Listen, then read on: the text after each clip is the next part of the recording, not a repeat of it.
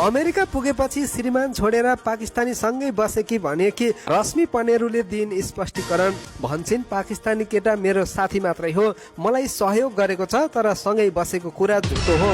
केटाको पनि फोटोहरू हजुरहरूले लाएर जे पाए त्यही अनि भन्नुभएको छ गर्नुभएको छ। उसलाई मैले चिनेको छु, मेरो साथी हो। मेरो कलेजको फी तिर्नु पर्ने थियो, मलाई गाह्रो भएको थियो अनि उसले मलाई मेरो अकाउन्टमा पैसा पठाएको।